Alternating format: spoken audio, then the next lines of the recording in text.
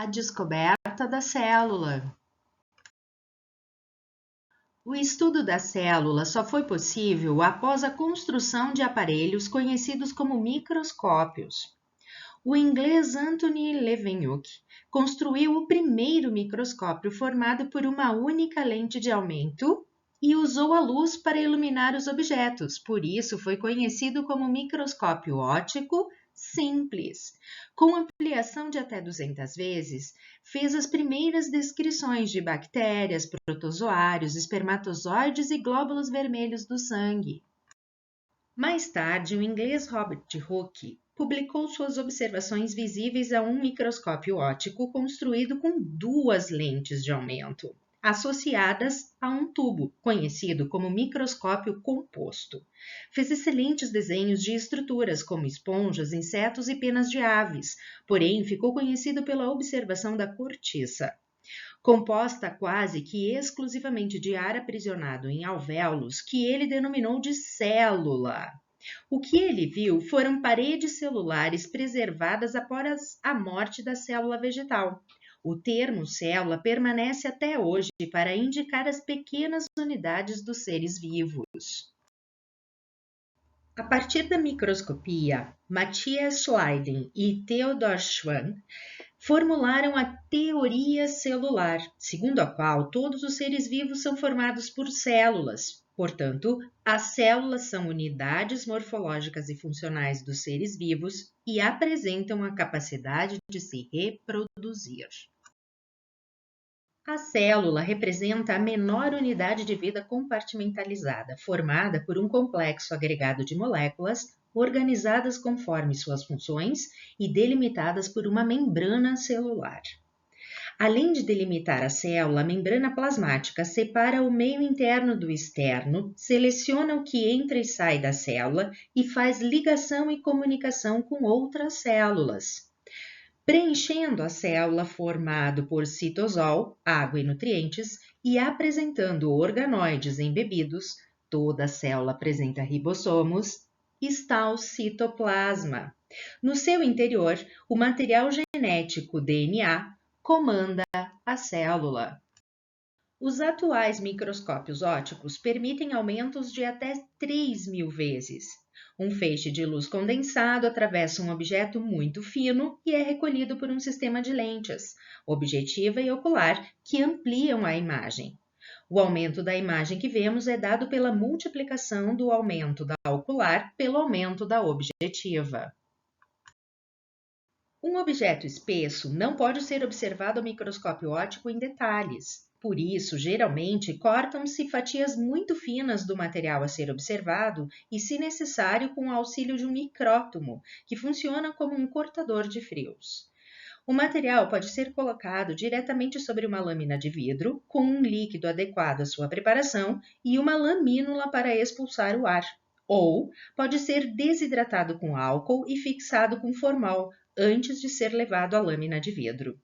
Para cortes muito finos, o material precisa passar por uma segunda fixação em parafina, ou substância equivalente, que facilita os cortes. Para observar melhor as diversas estruturas celulares, podem ser usar corantes, para dar contraste.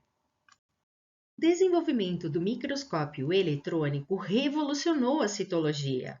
Por usar feixes de elétrons em substituição ao de luz, permite ampliações muito maiores.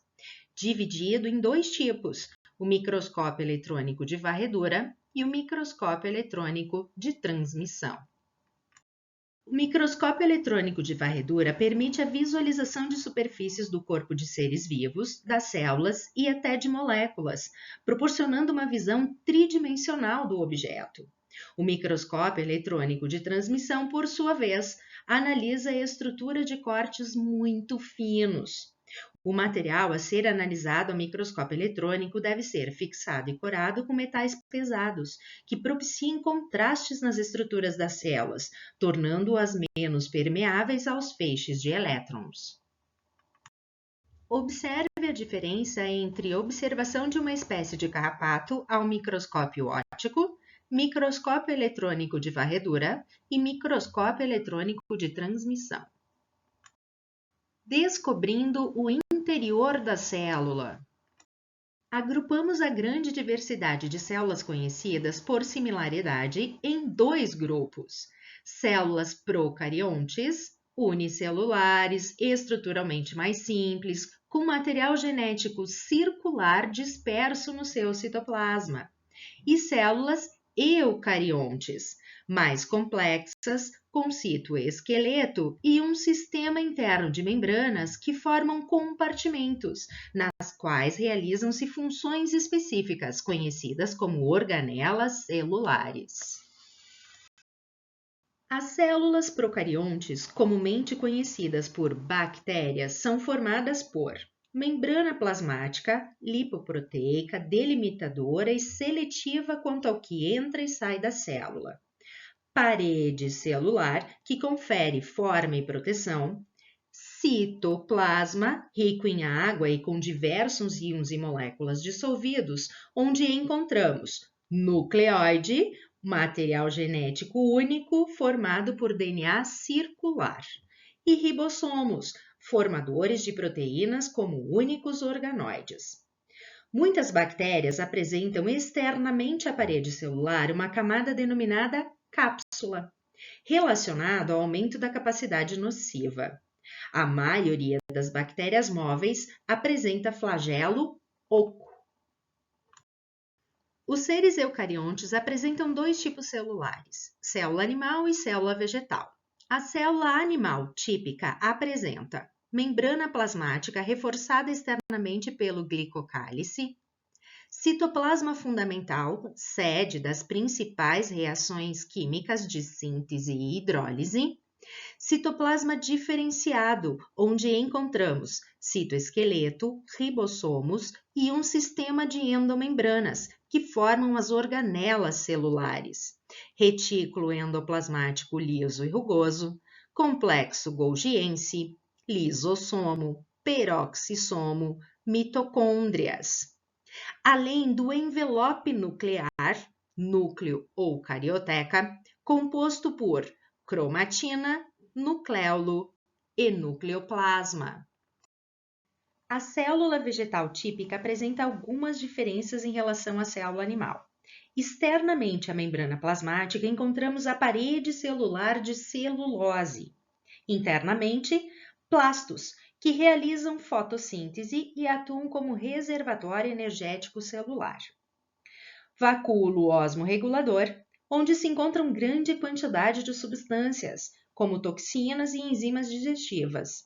Por essa razão, não encontramos lisossomos nessas células. Plasmodesmos para a comunicação celular e ainda nos vegetais superiores não encontramos centríolos. O volume celular é constante para todas as células de um mesmo tecido em todos os indivíduos da mesma espécie e de mesma idade. Pela complexidade e número de componentes, as células procariontes geralmente são as menores e as células vegetais as maiores. Até a próxima!